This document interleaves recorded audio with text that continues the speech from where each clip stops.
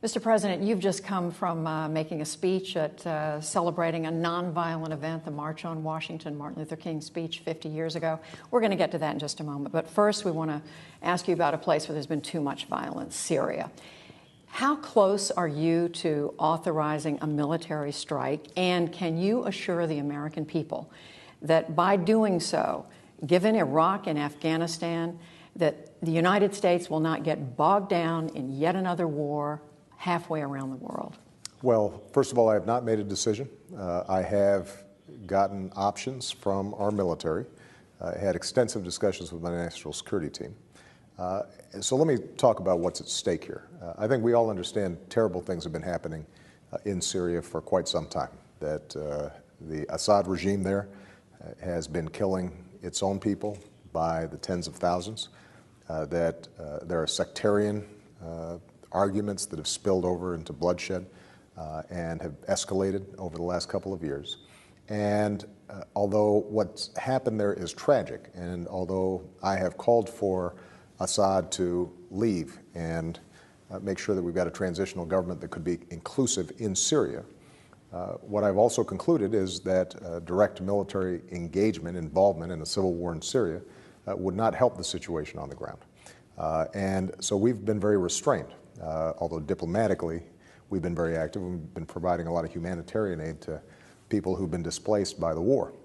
But what I also said was that if the Assad regime used chemical weapons on his own people, that would change some of our calculations.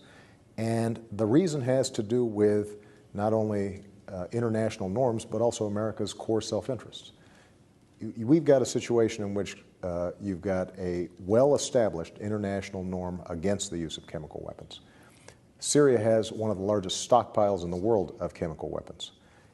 This is a volatile country in a very volatile region. We've got allies bordering Syria. Turkey is a NATO ally. Jordan, a close friend that we work with a lot. Israel is very close by. We've got bases throughout the region. We cannot see a breach of the non-proliferation norm that allows potentially chemical weapons to fall into the hands of all kinds of folks. So what I've said is that we have not yet made a decision, but the international norm against the use of chemical weapons needs to be kept in place, and nobody disputes, or hardly anybody disputes, that chemical weapons were used on a large scale in Syria against civilian populations. We have looked at all the evidence, and we do not believe the opposition possessed nuclear weapons of that, or chemical weapons of that sort. We do not believe that, given the delivery systems using rockets, that the opposition could have carried out these attacks. We have concluded that the Syrian government, in fact, carried these out, and if that's so, then there need to be international consequences. So we are consulting with our allies, we're consulting with the international community, and I have no interest in any kind of open-ended conflict in Syria, but we do have to make sure that when countries break international norms on weapons like chemical weapons that could threaten us, that they are held accountable. But, Mr. President, with all due respect, what does it accomplish? I mean, the signals the American people are getting is that this would be a limited strike over limited duration. If it's not going to do that much harm to the Assad regime, what have you accomplished? What's changed? Again, I have not made a decision, but I think it's important that if, in fact, we make a choice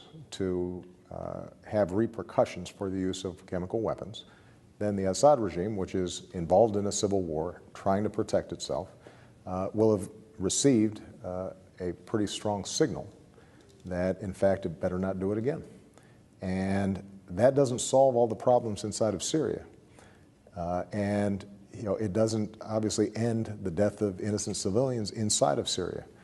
And we hope that, in fact, ultimately a political transition can take place inside of Syria. And we're prepared to work with anybody, the Russians and others, to try to bring the parties together to resolve the conflict. But we want the Assad regime to understand that by using chemical weapons on a large scale against your own people, against women, against infants, against children, that you are not only breaking international norms and standards of decency, but you're also creating a situation where U.S. national interests are affected, and that needs to stop.